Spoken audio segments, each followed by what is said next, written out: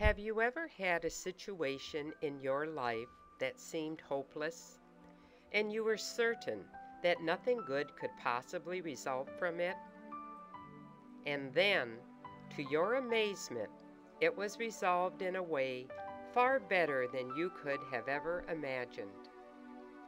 Looking back, were you able to recognize that in that moment you experienced in a most profound way God's providence working in your life? For Mother Veronica Jandoska, the foundress of the Bernardine Franciscan Sisters in the United States, trusting in divine providence was the sum and substance of her life. Mother Veronica was a humble, ordinary woman who simply saw herself as an instrument in God's hands. She often said, "I have no hand in the arrangement of one single moment of my life." Yet it was this unshakable trust in God's providence that ignited a spark for mission that had far-reaching effects far beyond her imagining.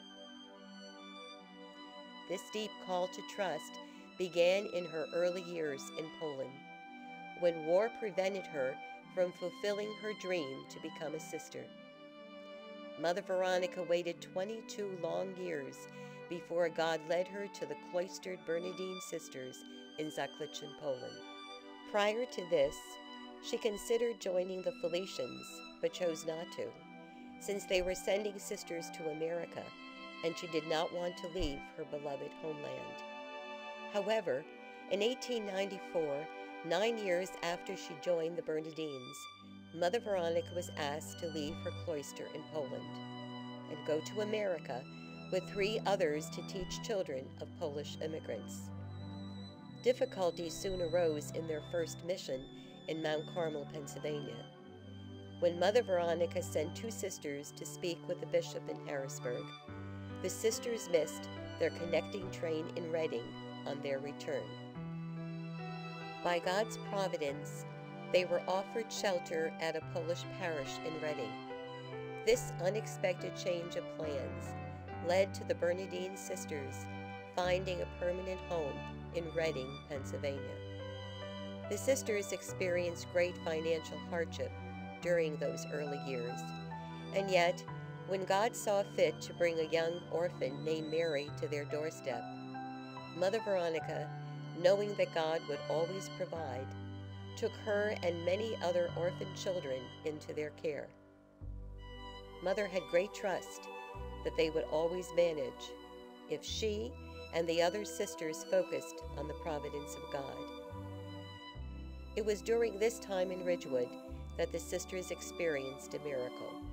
On a snowy January day, when all provisions had been depleted and the entire area was snowbound, a man unexpectedly came to their door with a wagon full of food. Mother Veronica, wishing to thank the man for his generosity, went to the door but found neither footprints nor wagon marks in the deep snow. To this day, the sisters believe that it was St. Joseph himself who brought these provisions. In 1906, with limited resources, Mother Veronica, the sisters, and 40 orphans moved 3 miles from their convent in Ridgewood to their newly built mother house named Mount Alvernia. Very soon after their arrival, more and more young girls sought entrance to the order. A number of pastors began asking for sisters to teach in their schools. Soon the sisters began teaching in Pennsylvania, followed by New Jersey, Connecticut, Rhode Island, and Massachusetts. The sisters learned about Mother Veronica's trust from the quiet example that she set for them. After she died in 1916, the sisters realized that their beloved foundress left them a powerful legacy: trust in divine providence. Now it was theirs to imitate and theirs to share with others. In 1937, the sisters were challenged to deepen their trust as they sent missionaries to Brazil. Their mission in that country was truly blessed as they worked among the poor, opened numerous schools, a hospital, and other outreach centers. Despite great hardships, many young women joined the Bernardines in Brazil.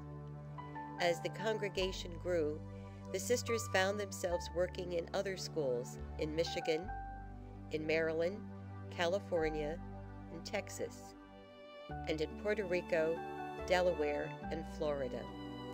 The sisters opened orphanages in Pennsylvania and Massachusetts, hospitals in Virginia, Pennsylvania, South Dakota, and Nebraska, and retreat houses and other educational centers in Pennsylvania and Connecticut. In 1957, the sisters sent missionaries to Liberia, West Africa, and in 1993, they opened a mission outside the city of Santo Domingo in the Dominican Republic. Later, they sent sisters to work among the poor in Mozambique. Recognizing the need for higher education, in 1958, the sisters established a teacher college for women on their mother house grounds in Reading. Though the beginnings were difficult, the sisters trusted that this college was part of God's plan. Today, Alvernia University is a vibrant institution of higher learning that educates both women and men to become outstanding citizens and future leaders in countless professions. Although healthcare and education on all levels remain dominant ministries for years to come, the sisters began expanding their works as they engaged in a number of social outreach ministries, both in the United States as well as in Brazil. The sisters have also become involved in contemporary issues that call for gospel justice. Remembering their roots, they work with and for modern-day immigrants and persons victimized by trafficking. Despite countless challenges along the way, the sisters never lost sight of the charism or gift of their foundress, trust in divine providence. Mother Veronica's legacy of trust is expressed today in the number of associates who are called to serve with the sisters, as well as the growing number of volunteers in mission.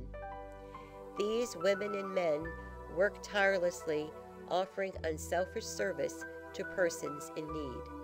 This year, the Bernardine Franciscan sisters are reclaiming Mother Veronica's deep-rooted trust in divine providence. As the sisters express their gratitude to God and share the legacy of their foundress with others, they invite us to ponder the question, how deep is my trust when difficult situations arise in my life? Am I willing to let go and to allow the power of God to accomplish great things in me and through me? Can I, like Mother Veronica, pray with confidence the words of Psalm 91? You, O God, are my refuge and my strength, my God in whom I trust.